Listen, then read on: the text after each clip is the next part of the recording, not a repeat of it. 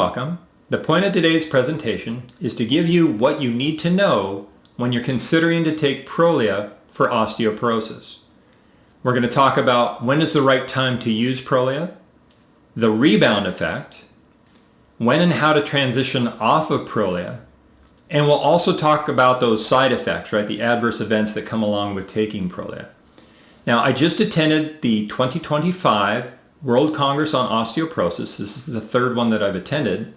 And I'm going to try to bring the latest information for you to work with your doctor.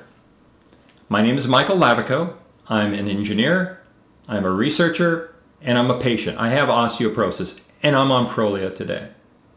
So what I'm not is a doctor, right? The point of this presentation is to get you educated so you can work with your doctor for the best treatment for you. Okay? If you have not watched New to Osteoporosis, I highly recommend it. I'm not going to cover all of those drugs in detail. I'm just going to focus on Prolia here. So you really want to go back and watch that one, if not first, after this presentation. Okay, I have no disclosures. I don't work for any drug companies. I don't work for any hospitals. I have nothing in this other than the fact that I'm a patient trying to share what I've learned from all of the trainings and trials and everything else I've gone through. So you can take that for what it's worth. So when is the right time to use Prolia? All right, well, I'm going to start with this slide. Prolia is a very unique drug that is an important tool in our toolbox to get out of osteoporosis. It's the only drug you can take continuously for a long period of time and continue to build bone mineral density. It's the only one. So it's a really important drug, but it's also kind of a last resort drug. And I'll explain that as we go through there. And it has to do with the rebound effect. And that's going to determine, when you use this and how to get off of it and everything else. But it's really designed as a long-term drug. Okay. So Prolia, going back again to that New to Osteoporosis, Prolia is a class of drug called an anti-resorptive. It's a monoclonal antibody. It's humanized. The human body sees it as any other antibody, so it doesn't get rejected and stuff like that. So it's I'll say very safe, but relatively safe. All drugs have side effects, so keep that in mind. And Prolia works by kind of maintaining the bone structure that you have, right? Looking at this picture, but it doesn't really thicken or build back the webs, right? Yeah, it does a little bit over time. At least that's kind of the going theory on how it works, after 10 years. But for the most part, it basically just kind of freezes your structure and then makes it more dense, right? More calcium gets sucked into that existing structure that you have to give you strength. Okay. Now, again, I went through this in detail and the other one with all the various drugs, but what I'm going to do is just focus on Prolia. And we're going to start with the lumbar spine. So here you are, and let's say you're in this -3 or higher risk zone. So -3, -3.5, -4, whatever. Really, your first go-to drugs should be Evenity, Tymlos, or Forteo, right? I've got Prolia in brackets over here for a reason. It's kind of a last resort type of thing. If you cannot get these drugs for whatever reason and you're at above -3, Prolia is going to be your only other choice to get down into a safe zone that then you can do something and live out the rest of your life without fracturing. Remember, the whole point of this is to reduce your risk of fracture as you go through the rest of your life. Okay, so Prolia, it makes sense here if you can't get these other drugs. Likewise, if you're in the high zone, this -2.5 to -3, Evenity, Tymlos, Forteo, your first choice. If you're at the lower end of the scale, a Fosamax and Reclass makes sense. But again, if you can't get those, or for whatever reason you've been on Fosamax and Reclass and they're not working for you anymore, Prolia is pretty much your only other choice here. Now, if you're in this medium risk zone, -2, -2.5, again, Fosamax, Reclass, estrogen, they make a lot of sense, right? But again, if you've been on those, you can't, get any better. You're bumping up against this -2.5. You can't get Tymlos and Evenity and Forteo, at least not from the insurance company. Prolia again is probably going to be your only choice here to get into the safer zone, and you're going to be on it for 5+ years. Okay. If you are in this low zone, well, there's not really a play for Prolia down here other than you're using it for, say, a long term and you end up in this green zone. But if you're already in this green zone, it doesn't make any sense to go on a Prolia at this point. Okay. Now, you can look on the chart over here on the right. Prolia, again, works long, you could take it for 10 years and continue to build bone density. But it works slower than these other drugs, Evenity, Tymlos, and Forteo. So if you're in these higher risk zones, you really want to get to those to get out of those high risk zones quickly. Okay. Let's look at my personal scenario here. So when I first found out I had osteoporosis, is at -3.2. I chose Evenity, but I had really good results, well, pretty good results, considering I have secondary causes that I'm still struggling with. And I picked up about 0.6 of a T-score, so more than a half a T-score. In 1 year, I went from -3.2 to -2.6. I then chose to go to Prolia, and I've gone down to -2.3. So I am out of the osteoporosis range in 2.5 years, starting at -3.2. So I'm pretty happy at this point, but you know what? I'm going to be on Prolia for a long time. And when you look at this, you say, well, geez, Mike, you plan on being on this till you get to -1.5? Well, there's a reason for that, and it has to do with this rebound effect. And we're going to talk about that. I think it's the next section. But I'm going to be on this for quite a long time. Okay. Now, the hip is tougher to move than the spine, right? It has more of this dense bone called cortical bone as compared to trabecular bone, that inside bone that you see a lot on the spine. And so the choices here have kind of dwindled down for some people. Again, Prolia, that kind of last resort type of drug. If you can't get the other ones, Prolia might be your solution here. So let's talk about the rebound effect. It's really important when we start talking about how to transition and when to transition off of Prolia. So here's a picture, came straight from the Prolia website, that shows when you get an injection of Prolia, right? Denosumab is the medical name. So you get your first injection here, year 0, and you can see the green line is the amount of Prolia that's in your bloodstream, in your blood system.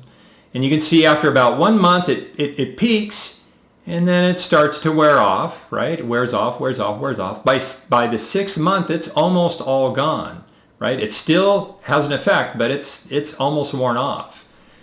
And that's when you get your next injection, right? Yep, it comes back up, and then after about a month or so, it starts coming back down, and month 12, you get your next injection. Now, this gray line here is showing serum CTX. Now, CTX is a marker, it's a blood marker that shows when your osteoclasts, as they're called, are active, right? So your bones are constantly what's called remodeling. So they're being dissolved down by osteoclast, and then they get built back up by what's called osteoblasts. Well, the osteoclast activity is represented in this CTX. When it goes up, that means those osteoclasts are active, right? You got a lot of them, they're digging real deep. And when it goes down, that just means there's just not as much activity. And you can see this drug really lowers the activity of these osteoclasts. So this is a baseline. CTX is 0, right? So it's a percentage. So as soon as you get an injection, boy, this CTX activity drops to, say, 80%. So it drops 80% of the activity. So it's really suppressed, right? Those diggers aren't digging anymore. And you can see over time, after, first month, it starts creeping back up. And by 6 months, you have a little bit more activity. They're starting to wake up a little bit and dig a little bit more. And then you get your next injection, and that activity drops back down again. And it just continues like this. Okay. So what happens if at the end of your Prolia, let's say you miss a shot or you decide to stop Prolia, right? Cold turkey. You're not going to do any follow-on treatment. You're just tired of taking this drug, so I'm just going to stop. You don't want to do this, and I'll show you why. there's something called the rebound effect, where, remember that CTX marker, right? Let's take a look at this example. So year 0, we got an injection, right? A little shot in the stomach or arm or wherever. And the CTX, the bone activity, the bone, dissolving activity shoots way down. And it starts creeping back up by month 6, you're right, you get your next injection, boom, drops back down. Here's month 12, you get your next injection, boom, comes down. Month 18, you get your next injection. It comes down. It's not shown here because they didn't measure it. But at month 24, right, after 2 years in this example, they just stop cold turkey. Well, what happens? Well, you can see this bone dissolving activity shoots way up. So it goes well past your baseline where you started. And these osteoclasts are, fast and furious, man. They're dissolving bone everywhere, as shown by this marker. And you can lose a whole bunch of bone very quickly. And that's what's shown on the right-hand side. So here we're going to take a look at, DEXA scan measurements that shows during this first 2 years when you're on medication, your bone density is going up. You've gained 6% in 2 years. And you're thinking, yeah, this is cool. Well, guess what? If you just stop cold turkey and don't follow on with another drug, you lose it all in 1 year. So you gained for 2 years and you've lost it all in 1 year. Now this is a horrible period of time. You're at a super high risk of fracture at this point because you're losing bone density so quickly. And you're not only just kind of losing what you've gained in mineralization, you're losing some structure here. So this is bad, right? Your webs are getting, more kind of spider webby looking, right? You're losing that structure, and that's a bad thing to have happen. Okay, and the same thing happens in the hip. In that same 1 year period, you've basically lost all of the gains that you had. So you absolutely have to follow Prolia with another treatment. And we're going to talk about that. All right, just to impress one more time on the importance of following this up with a medication, this is a chart that shows people that did not do treatment. So they weren't on a bisphosphonate before, right? They had never been on Reclast or Fosamax. And after treatment, they didn't do anything after. That's this bottom line here. You do not want to be in this group, right? So in this group, after just, 6 months after treatment, right? If we look, this is the end of Prolia treatment here at month 6. So about 6 months after that, about half of the people in this group had a fracture, at least one vertebral fracture. This is really bad, right? The last thing you want to do is induce fractures, and this could happen if you do this. So again, the importance. Whereas the top line, if you follow Prolia, right? This this example is about 2 years average on Prolia. Average number of injections was 5.9, so that'd be 3 years, about 3 year period of time. If you go to bisphosphonate like Reclast, your odds of fracture are really, low, right? This is kind of upside down backwards, right? This is survival estimates. So 1.0 means you survived without having a fracture. 0.5 means half of the people had a fracture. So if you look at this top line and you go, oh, bisphosphonate after, even if I had Reclast before I started treatment, it's a long-acting drug, and after 2-3 years, it's still active, and that's going to help protect you as well. But you really want to go on a bisphosphonate like Reclast, especially Reclast, following Prolia. Okay, so here's a slide that was presented. It wasn't this year I saw it. I think it was 2 years ago that I saw this slide. So I grabbed the study, and it shows 2 different groups. And it's not a big study, but it's an important study. And what it was is 2 groups of people where they went on Prolia. DMAB is denosumab, which is Prolia. So they went on Prolia, and after about 2.5 years, it varied a little bit in this group, but after about 2.5 years, they switched over to Reclast. All right, so they're doing the right thing. But even after just being on Prolia for 2.5 years, they still lost some bone mineral density over the coming, 4 or 5 years afterwards. They still, couldn't hang on to those gains. And that has to do with this rebound effect, right? Those active osteoclasts. It's really tough to stop those suckers. And the second group, they took Prolia for 5 years or thereabouts, 4 or 5 years. And then they switched to reclassed, and they still lost, basically the same amount as well, actually they lost more than the first group did because they went up higher and then ended up losing more. And you end up at about the same point. So you start thinking, well, shoot, does short-term use of this even make sense? And to me, I can't make it make sense. Now, I'm going a little bit off script here. I've never heard a doctor say this, right? A lot of them are sponsored by Amgen, but regardless, short-term use of Prolia, boy, you'd be better off just using a bisphosphonate, right? And if you've used bisphosphonates and you're going to move to Prolia, well, then you're going to have to use it a long time because you're going to have this rebound effect to get back on a bisphosphonate, which is kind of the end game here. So my argument here is, you really, it really makes sense just to use Prolia for a long-term treatment, because while you see this drop after being on Prolia for a long time, it's not like it gets worse and worse and worse after 5 years, after 10 years, after 15 years. No, it kind of gets worse to about 4 or 5 years, and then, boy, at that point, it doesn't really matter how far you go. You're going to lose about the same amount of bone mineral when you stop and transition to, say, reclassed. Okay. And that's kind of echoed here as well. So this was a study that was done specifically for how in the heck do I get off of Prolia, right, and move on to a bisphosphonate, in this case, reclassed. And there were 3 different groups, right? So the end of Prolia treatment is at year 0, right? So you've just, your last injection was 6 months ago, your treatment's over. And they had 3 groups. One that immediately started reclassed, one that waited 3 months, because there was a theory that the bones had to be active for reclass to work properly. So they waited 3 months to start reclassed.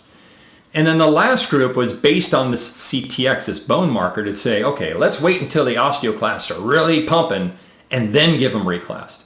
It turns out that was a really bad idea.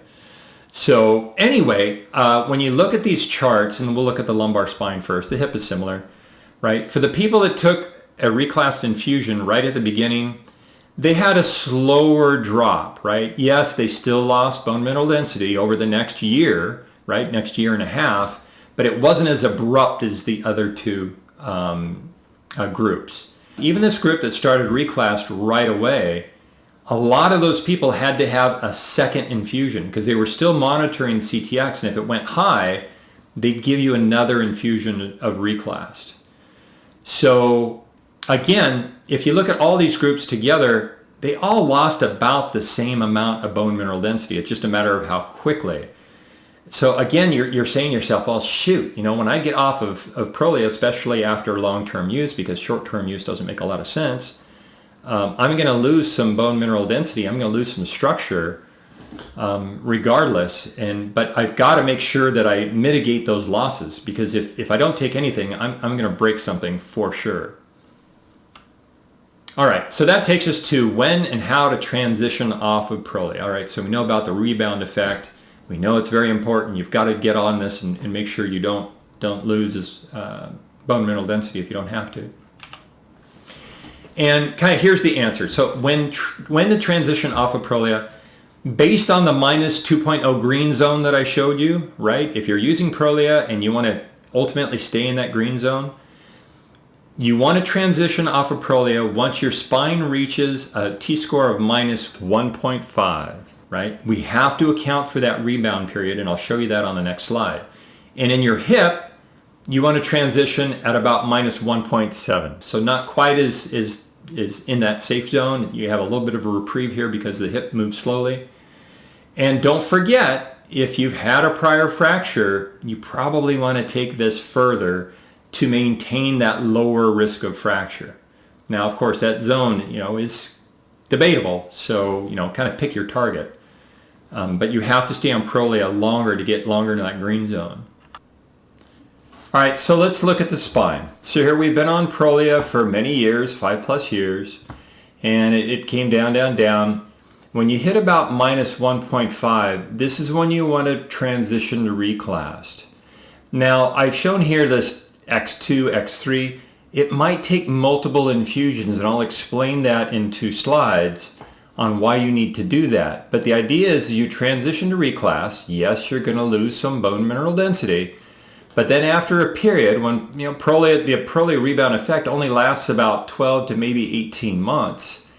And then you'll coast along for a couple of years. And the hope is after some time, you're monitoring your T-score, you're going to bump up against this minus 2.0 again. And when you do, you get another just single infusion of reclassed, and it brings you back down into a safer zone. And then you go on this, every 5-year period, like I described earlier. Okay, so this is kind of the idea here. Once again, if you've had a fracture, you probably want to go, below this minus 1.5, right, into a safer zone. Now, the hip or the femoral neck, same type of thing, but now we don't have to go down quite as far because the hip moves slower, and the rebound effect is less in the hip than it is in the spine. So same type of thing, we're monitoring our T-score, and if the hip hits minus 2 first, then that's when you do the infusion. If your spine hits minus 2 first, that's when you do your next infusion. Okay, so that's the idea here. All right, so how are we doing this from a shot perspective and measurement perspective? And this is where CTX becomes very important. And again, going back to that new to osteoporosis, you want to get CTX measured, hopefully when you're not on drug at all, because that marker is important. If you didn't get that done, you could just kind of use the average for CTX to base your treatment. But regardless, okay, here we are, year 0, we start Prolia, right? For whatever reasons, we decided that's the right drug. And every 6 months, we're getting an injection. You know your doctor really well at this point. Okay, by year 7, we're getting our last infusion, right? We're approaching that minus 1.5. We're talking about the spine because we know by the end of this treatment, we're going to be at, right at that minus 1.5 stage. This is when you want to transition immediately to reclass, okay? Don't wait a month. Don't wait for markers to go up. Matter of fact, there's a lot of conversations about maybe starting this a little bit earlier. Maybe it's instead of month 6, you go at month 4 or something to that effect. Or there's been discussion. They kind of have an open Q&A, and they were talking about this. Maybe you start Fosamax for a couple months before you do the reclass, right at the end of this Prolia treatment to help kind of fight this rebound effect. Though no studies have been done on that yet. So you want to start this right away. And then knowing that, hey, it still might not be enough to stop these osteoclasts from becoming so active that they start eating your bone structure. And what they recommend is at month 3, right, get your CTX retested. And if it's below that baseline, you're okay for now, but you know what? Get it checked next month. Get it checked on month 4, right? In month 4, it still looks okay. All right, go to month 5, get it checked, right? You want to make sure you're doing everything you can to not let that CTX go above that baseline because, oh, by the way, the osteoblasts aren't working at full speed yet. So you're still losing bone even if that CTX hits your baseline, but, you've got to draw a line somewhere, so we're going to draw it at baseline until the osteoblasts can kind of get their, feet underneath them to help kind of counter this bone loss. And then continue this to month 6. If by month 6 your CTX, isn't going above baseline, well, you know what? You're probably in good shape. And hopefully you haven't had to have a whole bunch of infusions. During the study that they did, there were some people that had 5 infusions of reclassed, and it's scary just to think about. So, but it's really important to keep that CTX down. And again, you're going to be losing some bone structure here. Prolia, again, is kind of that last resort drug where if you can avoid taking Prolia by using the osteoanabolics or even doing a combination of those, and I talk about that in the other training, you want to try to do that first. Okay. Adverse events, aka side effects. Actually, there's a difference between an adverse event and a side effect. I had to look that up. Adverse event could be, totally unrelated. Matter of fact, I'll show you that here. All right, so this is straight from the insert for Prolia. Every medication has an insert. And they're showing the adverse events of being on Prolia. This is the major clinical trial. So you see almost 4,000 people in each group. So 8,000 person trial here. For Prolia. And you have the on-drug group and the placebo group. Now let's take a look at this for a second, and this goes for all drugs. This is kind of some pointers on how to read these things. If we look at the number one adverse event, right, not side effect, adverse event was back pain. And you look at this and you say, okay, on Prolia, there were 1,347 people out of the 3,886 people. 34.7% of the people complained of back pain. And your first knee-jerk reaction, if you're not looking at that placebo side, you're thinking, oh man, look at that, 34% of people had back pain. I have enough back pain, I don't need any more back pain, I'm not going to take this drug. Okay, stop, right? You need to compare it to placebo, because everyone has back pain, right? These are people that are older to start with and getting older, and yes, you're going to have back pain. You're going to report it, and whether it's drug-related or not, and sure enough, if you look at the numbers, this is not drug-related. Okay, and that's the difference between a side effect and an adverse event. So they were adverse events, but they weren't caused by the drug. Okay, education. I just learned that yesterday. All right, anyway, and you can go through this, and you should go through this, right? Look at your troubled areas, and maybe you have a problem and you want to make sure it doesn't get worse. Look at these numbers, and at the end of the day, it's up to you to make the decision, does it make sense to go on this drug or not, right? For the most part, it's a pretty safe drug, but I have come across people that have taken this drug and they've had all kinds of weird, crazy stuff going on. Related or not, right, they've had a bad adverse event, and it could be a side effect for them depending on their situation. So when it happens, it sucks. But for the most part, these drugs are mostly safe. And the doctors, at least the ones that I follow, say that the risk of adverse events or side effects are worth the gains that you get in reducing your fracture risk. Okay. So helpful or not, that's kind of what they say. All right, so let's take a look at some troubled areas here. And this is a slide that Dr. Ferrari presented actually in the 2024 World Congress on Osteoporosis. And it's a great slide, and he talked to it as well, and I'm going to try to tell you what he said. Now, first we have the placebo group. So the placebo group only ran for 3 years, and then they moved all those placebo people over to drug.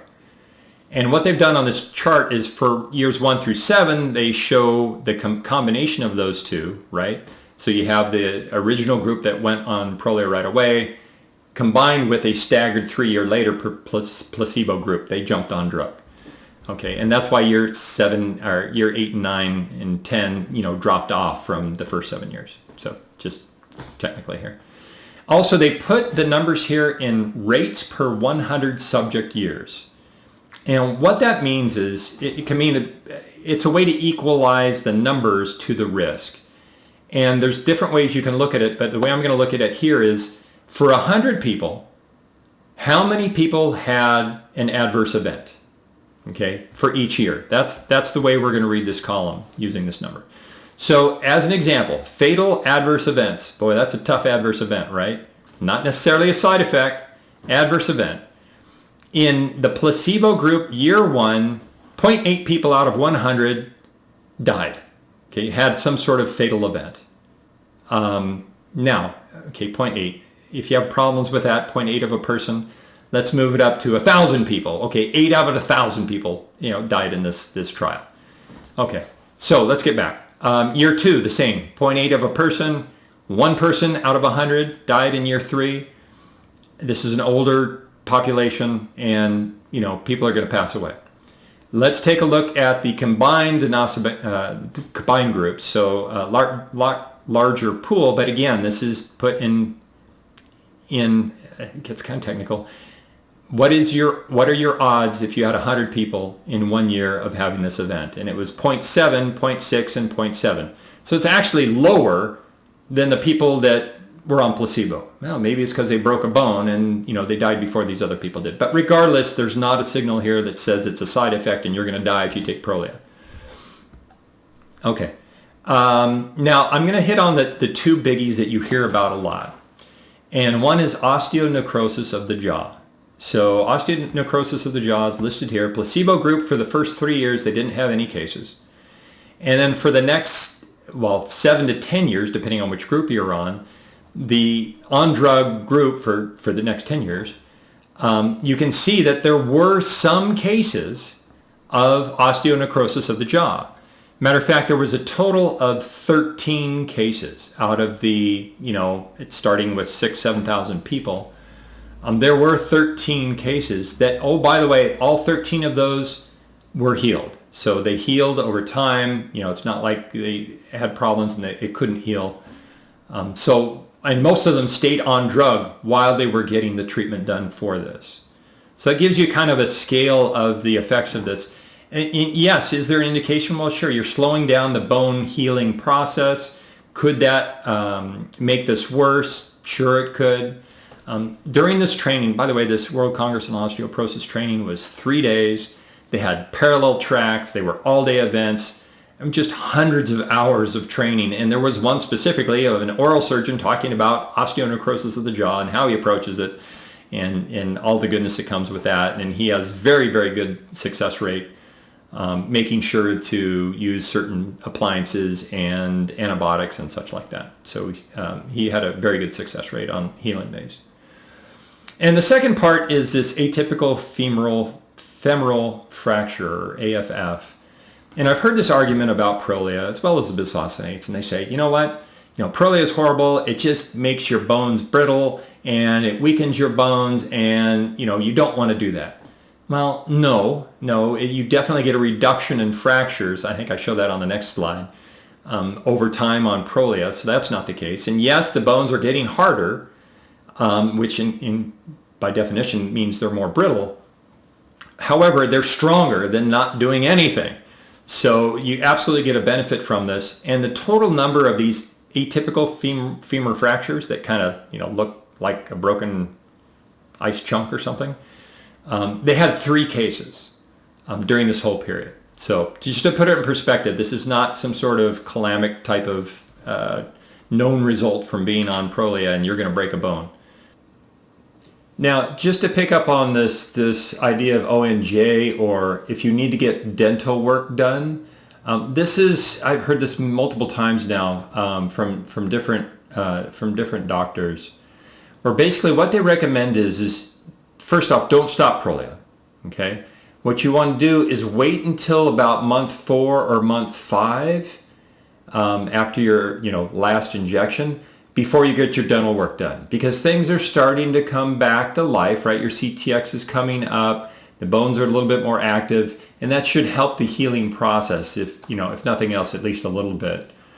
Dr. John Belazikian always kicks in here and says, well, and you might be able to delay that next infusion by a few weeks.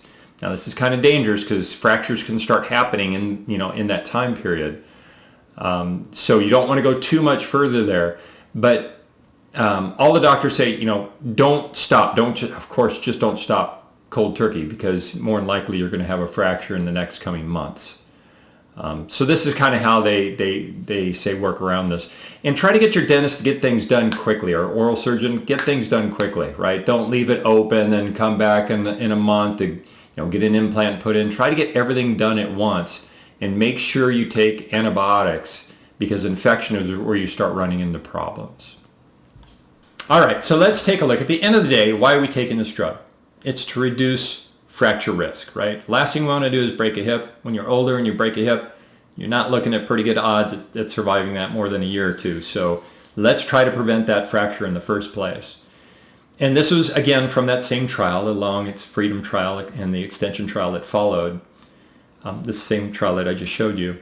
And if we look at the yearly incidence rate of fracture, this is in the vertebrae, so your back, 2.22% of people had an incidence of fracture. So again, 2.5 or 2.2 people out of 100 had a vertebral fracture on placebo. Where the people on drug, on denosumab, on Prolia, they cut that risk in half. So you have to look at the numbers here, because there's a decision, right? Being on a medication is a tough choice, because there are adverse events. There are side effects that come from the drug. So you have to weigh the benefit here, and you say, okay, well, 2 people out of 100 versus 1 person out of 100. I'm kind of rounding here. Yes, I've cut my chances in half, but you know what? 1 out of 100, 2 out of 100, I can live with those odds. Well, again, you have to think about this long term, because over time, that placebo group is going to get worse and worse and worse, where on Prolia, and you can see it here, yeah, it gets a little bit worse in some later years, but for the most part, it's pretty constant. So your placebo risk of fracture is going to go up, and you need to multiply that by 10, by 20, right? If depending on how many more years you want to live, and next thing you know, you've got a 50% chance of fracture, which are odds you don't want to play with. So again, yes, it reduces the risk of fracture over time. That's what all these drugs do. And so, when they talk about this brittle bone thing, don't be too concerned about that. It does reduce your risk of fracture. Now, the right-hand side is a little bit tougher to explain. They call it the placebo effect, where even the people that were on placebo, no drug, over that 3-year period, there was a reduction in hip fractures. Well, on placebo, there can be this effect, and the hip is a lot less frequent. Or this is non-vertebral, so this could be wrist, this could be femur, this could be clavicle or something like that. But regardless, when you start a trial like this, people are generally more safe, though that didn't happen in the spine because it's more fragile. So there is this reduction. But regardless, you see a greater reduction on drug versus being off of drug, and for that whole 10-year period. Okay.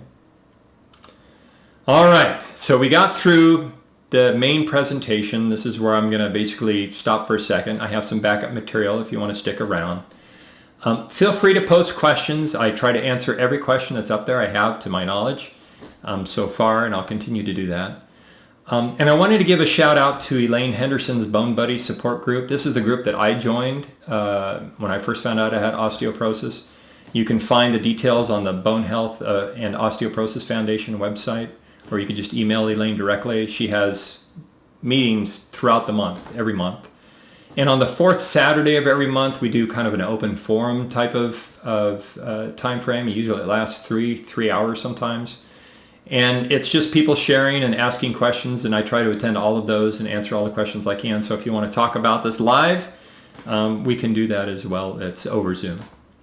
Okay, so let's continue if you want to. How Prolia works. Okay, so this is kind of fun, but it gets pretty technical. And there's another section after this of the kind of key slides from the World Congress of Osteoporosis if you want to see those. So how Prolia works. All right. So let's take a look at the typical bone. Whether you're on drug, off drug, doesn't really matter. What your age is. This happens to your bones all of the time. Every bone throughout your body, thousands of times, everywhere this is happening. And what happens is your bone will at some point send out a signal. And the signal says, hey, I need some repair work done here, right? I've got a weak spot. I've got like maybe a fracture or something. But you know what? I'm going to call in the troops to lay down some new bone for me. So it sends out this signal, and it's picked up, actually it's converted into these osteoclasts. So the osteoclast gets signaled, and it says, okay, you need some repair work, here I come. You have what's called a pre-osteoclast. They're getting ready to dig, and then they mature into these full osteoclasts that can start dissolving your bone. And then as that happens, these osteoblasts start to appear behind in this trench area that's been dug up, and they start to fill in this collagen matrix, right? That then gets mineralized with calcium and phosphorus that's circulating throughout your body and over the bones, and it calcifies this collagen matrix into new bone. And this is happening all the time. This is great. I guess you get like a new skeleton every 10 years on average. Probably not every square inch, but whatever. Okay, so that's kind of how this process works, and again, it's happening to all of us. All right, now a little bit more detail. So the signal that gets sent out, it's called rank ligand, right? It's a protein that's sent out, says, hey, I need bone digging here. And you can kind of think of it as food for these osteoclasts, right? It helps these pre-osteoclasts grow. It helps these osteoclasts, it signals them to, hey, keep dissolving bone, keep going along here. I need repair work done, and keep going. And as a matter of fact, the osteoblasts that are forming behind it can signal the osteoclast and say, hey, you're not digging enough. Here's some more food, right? Keep going. Okay, so that's good. And the osteoblasts also have a second control, right? Kind of a brake pedal that's this osteoprogerin. God, I hate that word. OPG. And so it sends out this signal and says, hey, you're digging too much. So it sends out what is called the rank ligand inhibitor, and it goes out and captures the rank ligand that's out there and to slow down, right? To basically take up all the food so the osteoclasts, slow down a bit. So this is a natural balance, and it's a wonderful system. As you get older, though, it seems like the osteoclasts either don't listen or the osteoblasts aren't as strong or whatever, but this process starts digging up too much bone and you start losing bone as you age, right, after you hit about age 30 or so. Okay, so the drug manufacturers, in this case Amgen, said, hey, this OPG stuff looks pretty cool. Why don't we make something that works like OPG? And that's exactly what they did. So they have Prolia, right, denosumab. Prolia goes out there and it's a rank ligand inhibitor, right? It basically mops up all this rank ligand that's out there so it can't get to the osteoclasts, and that's that 80% drop in activity. Well, that's how effective Prolia is at kind of mopping the stuff up and saying, hey, we're going to stop the digging. Whether you need repairs or not, we're really going to put the brakes on this and kind of keep what we have, and in turn allow the bone to mineralize even further, right? So bone, again, is constantly, getting minerals, and it gets harder and harder and harder as these minerals get, absorbed into the bone, giving you that strength, right? So that's how you're gaining that bone mineral density. All right, so what causes this rebound effect? Now there's 4 hypotheses on this. This was presented by Dr. Ferrari actually in 2024. He's the key author on this. And there are kind of 4 hypotheses. They don't really know for sure. One is this idea that there's this increased pool of rank ligand and osteoclast precursors.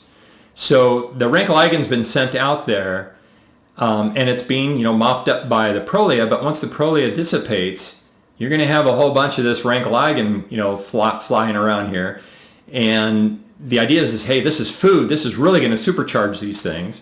And meanwhile, the pre-osteoclasts, right, they're kind of hanging around. They haven't really disappeared during this process, and they're kind of building up in the background. And over time, you've got a bunch of these, little soldiers being waiting to be told to go into action.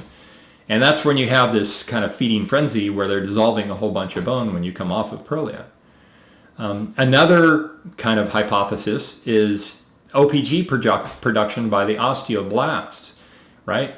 They haven't had to produce very much OPG because the Prolia has been there, and they're like, okay, well, why put out more? I'm trying to encourage more digging. So maybe they have a tough time getting osteoblasts to kick out more OPG. Maybe the osteocytes just become dysfunctional, right? And they're just sending out too much rank ligand. Yeah, it could be. Or finally, it's kind of the catch-all here. Your body is just saying, look, I'm at a bone density that I don't want to be at. I'm not programmed to be here. I want to be, at a worse bone density. And it just naturally does this. I don't know if this is, very viable, but regardless of why it's happening, you have to counteract this, right? You have to be aware of this effect when you come off of Prolia. Now, there's something else that Dr. Ferrari had mentioned, and it makes a lot of sense, is the amount of overshoot that you might expect when you stop Prolia, right, and move on to another drug, is your baseline CTX level before you start. So if naturally you have a low bone turnover, so your CTX is low, right, it's in the lower range. I put the typical range from the lab that did mine, 161 to 737. Let's say you're closer to that 161 and your CTX levels, say 200 picograms per milliliter. When you come off of drug, when you come off of Prolia, the rebound effect is less than it is as if you were, your baseline's at 600, you're going to see a bigger rebound effect. All right, so I have just a few more slides left here, kind of key slides from the World Congress on Osteoporosis, so let's go through those quickly. First, this slide, I showed this in the other presentation, why the 2.0 target, maybe you have a target that's a little bit lower than that and a little bit higher than that. But you can see kind of the diminishing returns of going further on your T-score versus fracture reduction. Dr. Ferrari was also showing how if you've had a prior fracture, and these charts are, by the way, is people that were on Prolia, if you've had a prior fracture, you really need to go further to reduce your risk of fracture as compared to someone that hasn't fractured before. So again, that recommendation to go a little bit further if you've had a fracture. All right, so this is Dr. Letter presented this, and since this is Prolia related, I figured I'd talk to you guys about it. And it was a study called the data switch study, where they started patients on either Prolia or Forteo, and then after 2 years, they switched those groups. So if we look at the group that started on Prolia and then transitioned to Forteo, there was this big hit in Forteo, and boy, 2 years of growth of bone mineral density over 2 years, you lost all that in the next year. Now, Forteo recovers, just like Tymlos, kind of gets a little bit of a dip before it gets started, kind of a slow starting drug. So it recovers. But if you look at the other way around, you start with Forteo and then move to Prolia, then you see these real big gains, right? Forteo is building that structure and, adding mass to the bone. And then as soon as you hit Prolia, then it calcifies really good and really hardens that structure, and you see these big gains in strength and bone mineral density. And he also discussed this study that had patients either start on Forteo, or patients that started on Prolia, or patients that started on the combination of the two. So they're taking both drugs at the same time. And across the board, no matter whether it was the hip, the spine, the radius, the femur, everything that they did, it was better on the combination of the two. And this led to a discussion on, some people might have a bone break on Prolia. What can they do? What should they transition to another drug? And what Dr. Letter had said was, what you might consider is just adding Forteo to your Prolia treatment. So don't stop Prolia. Just add Forteo for maybe a couple years on top of it, and you should see some gains, some new bone growth and increase in bone mineral density to reduce fracture risk. So I thought that was really interesting. And by the way, he did say, hey, Forteo, he seemed to think would work better than Tymlos. So this is the kind of rare case where you'd use Forteo instead of Tymlos.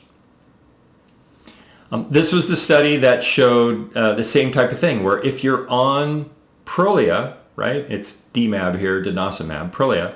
If you're on Prolia and you need a boost, maybe you consider Evenity. So that's what they're showing here is those bone markers, the bone building markers, the P1 and P going up, for a year. And it's very similar to what you would see if you were just doing Evenity by itself. Now, at least I didn't see the details on how much bone mineral density was gained during this period, but it looked very promising from this presentation. So this was presented showing the effects of taking Evenity for 2 years. This was the phase 3 trial where they did it for 2 years. And then they stopped to see what happened, and you could see they lost almost all of those gains in 1 year. And then they went back on Evenity. So that's what's on the left-hand side. On the right-hand side shows the same type of thing where 2 years after Evenity, then they went on 1 year of Prolia and continued to get gains, and then transitioned back to Evenity. Now, you can see there was a hit for that, first 3 months, but then it stabilized. And then by the, the end of that year, it basically came back to, where it was when you first, or when you ended the Prolia treatment. So again, just showing how tough it is to transition off of Prolia, and even Evenity, even after just 1 year of Prolia, Evenity has a tough time catching that fall. So it's a very, powerful drug. When you get off of it, you need to do something to recover that rebound effect. And this slide was shown this is actually in 2024, just showing how effective Prolia is versus Reclast or Fosamax. And you can see this is in the hip, that after about 3 or 4 years, those bisphosphonates just run out of gas, where Prolia just keeps on moving forward. And again, it's not just hardening those bones. It seems to be adding some mass, right? The webs are getting a little bit thicker and adding strength. And we see that because there's a continued increase in reduction of fracture risk. And that's it. Okay, I've kind of run out of material from, fresh material from last year. Hopefully you've enjoyed this. Hopefully this has been helpful. Again, if you want to, leave any comments or whatnot, I'll do my best to answer those. And the sincerest good luck to you. I hope you stay fracture-free for the rest of your life.